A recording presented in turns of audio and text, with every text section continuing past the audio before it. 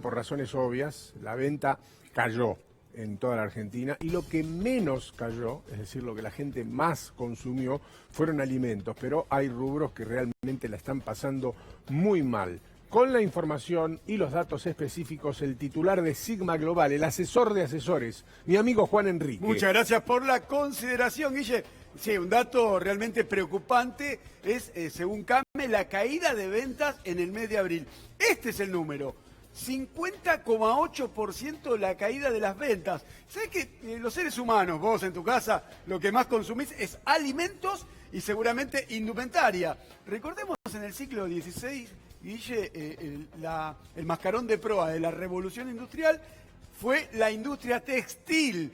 La industria textil, una brutal caída en términos productivos y en términos de venta. Mirá, 74,5% de la caída de ventas de la industria textil. Por eso se está hablando en estos días que se va a flexibilizar la cuarentena. Van a permitir que comercios textiles, comercios de ropa puedan vender. Obviamente hay un protocolo que aumenta los costos. Pero la realidad es esta, Guille. Ahora vos podés recorrer acá las distintas actividades y la caída de ventas es realmente preocupante porque detrás de esto está el empleo. Claramente, si vos trabajás en un comercio que no puede mantenerse por una cuestión de estructura de costos, seguramente pensás que te podés quedar sin laburo. Y sí, te podés quedar sin laburo. En un ratito vamos a hablar del empleo que también cayó en abril. Este es el golpe, un golpe muy fuerte, 50,8%.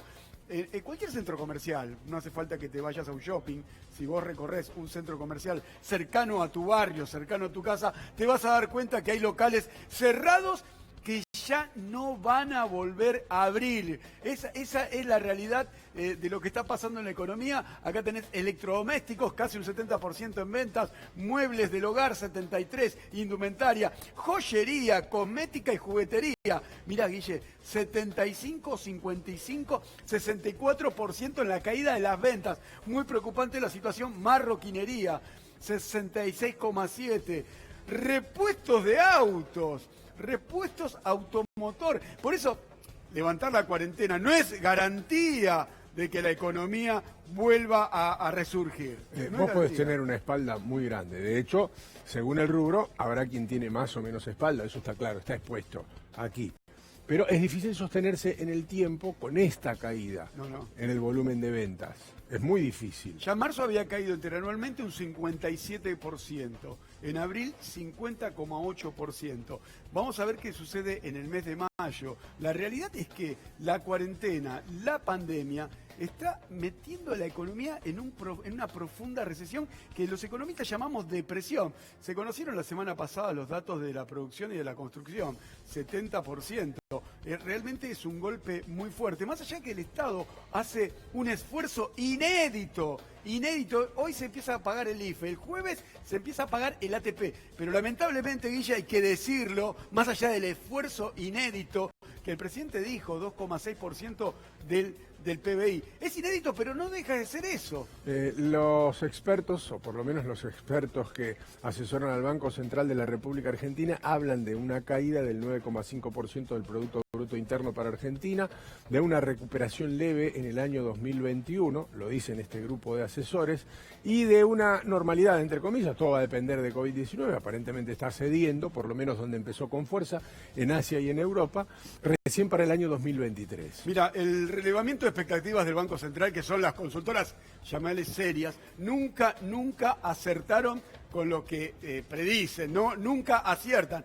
9,5% de la caída de la actividad económica. Todo parece indicar que va a ser más. Claro. Con estos números. Decirlo ahora, viendo esta situación y viendo cómo viene la cuarentena, cómo viene la pandemia, yo te diría que por lo menos se ha adelantado. Yo creo que la caída de la actividad económica para este año 2020 va a superar el 11%.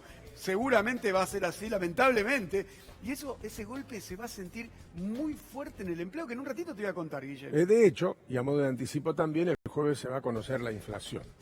Y la inflación, según los privados, no va a superar el 2%. Siempre lo decimos, y lo adelanto antes de que me ratifiques o no esta información, que la inflación es un promedio. Por ahí en lo que vos consumís todos los días, que es alimentos, de hecho, los que más se vende alimentos durante esta pandemia, vas a notar que la escala es un poco superior. Sigma Global decimos que el número de inflación para el mes de mayo va a ser 1,6%. 1,6%. Y esto tiene que ver, muchos economistas ortodoxos siempre dicen que la inflación es consecuencia de la emisión monetaria. Bueno, creo que hay algunos libros de estos economistas que ya no podrían seguir estando en la biblioteca, ¿no? Sabiendo que lo que pasó con el gobierno Mauricio Macri, que hizo un apretón monetario, tuvo una inflación que superó el 50%, en este caso, con la emisión monetaria, la inflación está retrocediendo. Son números que evidentemente a la mañana resultan un poco confusos por su cantidad sobre todo, pero que es importante tenerlos en cuenta. Muy importante tenerlos en cuenta porque forman parte de la realidad o forman parte de la realidad. A veces algunos dicen, bueno, esto me escapa, salvo que formes parte de alguno de estos rubros, pero en realidad todo termina afectándote de manera directa y hay que estar muy atentos a la reacción de la economía argentina en el futuro. Todavía nosotros estamos en el medio de la situación que algunos países ya están dejando atrás. Para Argentina y para sus vecinos todavía estamos en el nudo de este asunto llamado COVID-19. Pero claro, no solamente el presidente piensa en el futuro, en la post-pandemia, sino todos